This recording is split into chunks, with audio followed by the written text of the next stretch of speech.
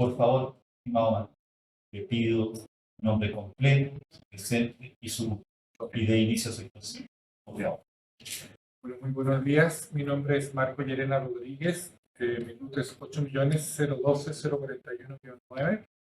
Soy de Arica, vivo en Santiago y estoy en esta instancia. Si yo me inscribí como persona particular, digamos. Represento a la organización no gubernamental Oro Negro de Arica Parinacota, de afrodescendiente, y soy miembro de la Mesa Técnica y Política del Pueblo Tribal Afrodescendiente. Por eso nosotros estamos participando en esa categoría, que junto con los pueblos indígenas y afrodescendientes tenemos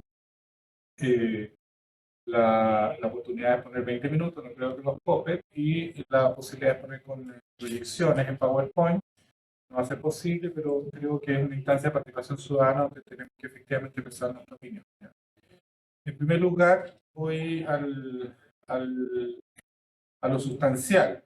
Nosotros estamos participando a nivel nacional en las distintas instancias de este proceso constituyente con unos ejes que tienen que ver precisamente con tres elementos, que son la igualdad sustantiva, que es inherente además al 169, y por eso nosotros estamos en un resultado, digamos el 169 de la OIT, es un acuerdo internacional donde efectivamente hay una igualdad de derechos de los pueblos indígenas y afrodescendientes y el derecho a ser consultados, además.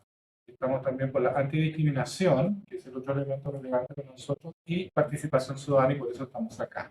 Estamos participando en este proceso y en otros que tienen que ver más con los temas relacionados con la nueva ley de patrimonio, las indicaciones sustitutivas. Voy a lo sustancial, que es la solicitud nuestra de incorporar en los articulados de la propuesta constitucional, digamos, del proyecto constitucional que hizo la Asamblea de Expertos y Expertas, a tres puntos. El capítulo número 1, Fundamento del Orden Constitucional, capítulo 1, artículo 7.1, dice, voy a resumir, básicamente de que la Constitución reconoce a los pueblos indígenas como parte de la nación chilena, etc. Voy a nombrar el capítulo entero. Eso es lo que nosotros proponemos, que diga, incorporar lo siguiente. La Constitución reconoce a los pueblos indígenas y tribales afrodescendientes como parte de la nación chilena, que es una e indivisible. El Estado respetará y promoverá sus derechos individuales y colectivos garantizados por esta Constitución, las leyes o los tratados internacionales ratificados por ley y que se encuentran vigentes. Repito, nosotros en el capítulo 1, Fundamento del Orden Constitucional, artículo 7.1 proponemos poner tribales y afrodescendientes. ¿Ya? Eso es lo primero. Lo segundo, en el capítulo 4, artículos 53.1 y 2, dice lo siguiente. El Congreso Nacional se compone de dos ramas, la Cámara de Diputados y Diputadas y el Senado. Ambas concurren a la formación de las leyes en conformidad con esta Constitución y tienen las demás atribuciones que ella establece. Y a continuación, el punto número 2 dice, la ley podrá establecer mecanismos para promover la participación política de los pueblos indígenas en el Congreso Nacional. Proponemos nosotros incorporar indígenas en el punto número 2 y afrodescendientes, tribales afrodescendientes. ¿Ya? Ese es el tercer punto. En el capítulo número 6, artículo 125, punto 1, 2 y 3, y voy a leer solamente el 3, dice la ley establecerá mecanismos para respetar y promover los derechos de los pueblos indígenas reconocidos por esta Constitución en las regiones y las comunas y especialmente en aquellas con presencia significativa de la población perteneciente a esto. Proponemos en el punto número 3 que incorporar, la ley establecerá mecanismos para respetar y promover los derechos de los pueblos indígenas y tribales afrodescendientes reconocidos por esta Constitución. Ahora, ¿por qué nosotros, y un poco de historia, muy brevemente, según todos los estudios internacionales vigentes en la actualidad y la historiografía internacional, de hecho, hay proyectos transatlánticos, varias universidades europeas y americanas, que han logrado a través de los levantamientos de las cartas de los barcos mercantes y además digamos, de los decomisos de las coronas inglesas, sobre todo, que son los primeros que, digamos, que proceden a abolir la esclavitud en este proceso de trata transatlántica, esclavizado, detectaron que en 3 siglos fueron trasladados entre África y América alrededor de 15 millones de seres humanos, ¿ya? En condiciones bastante complejas, lo cual hizo que efectivamente esos 15 millones de personas, que en 3 siglos evidentemente están en toda América, incluyendo Chile. Nosotros desafortunadamente, nuestra historia por un tema de nacionalismos propios del proceso de posguerra, sobre todo con la guerra del Pacífico, tendimos a eliminar de la historia nacional las poblaciones afrodescendientes que vivían en el territorio nacional, antes peruano, o boliviano o chileno, ¿ya? Eso fundamentalmente por razones geopolíticas y por lo tanto había una negación sistémica a la existencia de poblaciones afrodescendientes de América Latina y sobre todo en Chile. Efectivamente, nosotros tenemos una población menor al resto digamos, de América, porque los fundamentos económicos de esta trata transatlántica ha sido básicamente la producción de azúcar. Y finalmente comienza Portugal, después España y el resto de países de América de Europa a comenzar esclavizados fundamentalmente por el azúcar que era necesario en el mundo, por eso los cañaverales, en los países sobre todo del Caribe. Y en el caso de Chile y Perú y Bolivia fue básicamente la minería o el servicio doméstico, ¿ya? Nosotros sabemos que efectivamente ya Pedro Valdivia venían 300 soldados y 150 esclavos al territorio nacional. Y durante las guerras de independencia, las leyes de libertad de vientre, que finalmente son constitucionales a partir de 1923, perdón, de 1823, establecen la libertad de vientre fundamentalmente porque fue la moneda de cambio como los ejércitos esclavizados fueron, digamos, cooptados por este sistema independentista para efectivamente incorporarse a los batallones digamos, esclavizados. Y ahí están los ejércitos de los pardos, había ejércitos de negros sales que venían directamente llegando de África, y había negros libertos, ¿ya? A los cuales se ofrecían libertad de vientres. Nosotros, de hecho, estamos celebrando 200 años digamos, de esta ley constitucional de 1923. El 25 de julio de este año celebramos 200 años de la libertad de los esclavos a través de esta ley constitucional. Hay una serie de acciones, entre ellos el Archivo Nacional, va a realizar seminarios sobre este tema. Ahora, la presencia de los esclavizados, los ejércitos independentistas, dan señal histórica de que efectivamente hemos sido, y lo menciono porque hemos sido contribuyentes, no solamente en las independencias nacionales, sino también en la cultura y la identidad.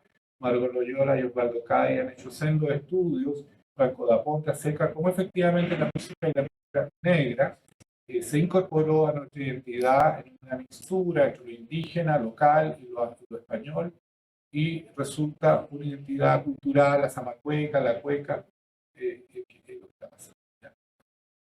Supongo que yo tengo 20 minutos.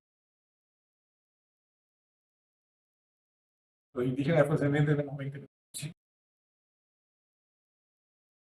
Según la reglamentación. Sí. Ya, okay. Pero ya termino casi. Ya. Ya. Ahora, este proceso ha desencadenado que nosotros logramos finalmente en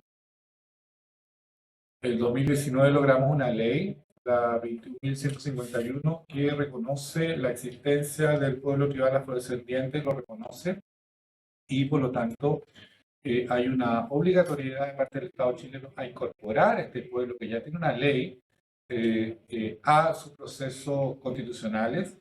Y además la ley cita, en su tercer capítulo, cita que esta ley está bajo la norma digamos, del decreto 169 de la OIT, que establece cierta obligatoriedad, y el 169 en todo el mundo es constitucional, ¿ya? Por lo tanto, las constituciones nacionales adhieren al 169, Chile es uno de ellos, a este proceso, y por lo tanto debemos ser consultados en cada proceso como este proceso, y además debemos ser considerados en nuestra legislación.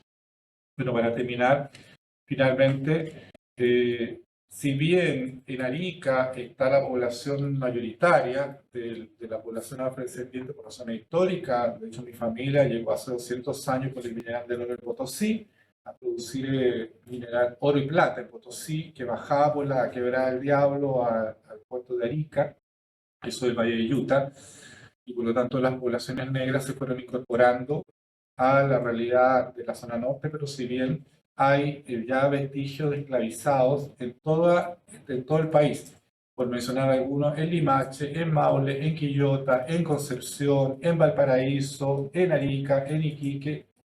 Nosotros ahora, a la consulta de la ley de indicaciones sustitutivas de la ley de patrimonio, estamos haciendo un catastro donde hay presencia afrodescendiente de todo el país, menor que en Perú, menor que en Colombia, menor que en Brasil, pero hay presencia fundamentalmente porque llegaron a distintos oficios, o sea, por mencionar algunos, a Coquimbo llegaron fundamentalmente a la producción de leche y cabras, las haciendas de las zonas interiores de Coquimbo y La Serena, ¿ya? En cambio, en Corneche, que es la zona de Santo Domingo, llegaron a la pequeña minería, ya como esclavizados. Bueno, nosotros estamos presentes, la idea de nuestra participación es ser considerada la Constitución, como yo acabo de decir en el comienzo, como pueblo tribal. Ahora, si no queda el concepto de tribal afrodescendiente, por lo menos por el 169, que quede el concepto de tribal, ¿ya? Indígenas y tribales, ¿ya? Yo creo que con eso nosotros nos conformamos y no es y en Arica, en la Universidad de Tarapacá y en esta Universidad de la América nosotros estamos solicitando efectivamente solamente eso, ser considerado en esos tres articulados que acabo de mencionar, eh, la tribalidad y en lo posible la tribalidad afrodescendiente, en el marco de una ley, la 21.151 y el Acuerdo Internacional 169 de la OIT, que nos reconoce con los mismos derechos que los pueblos indígenas de este país. ¿Ya?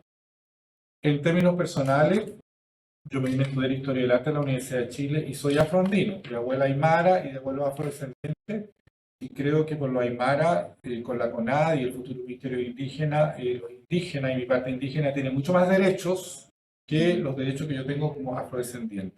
Por lo tanto, lo que estamos intentando hacer es equilibrar ambos derechos y aparecer en la Constitución. Esa es mi ponencia. Muchas gracias.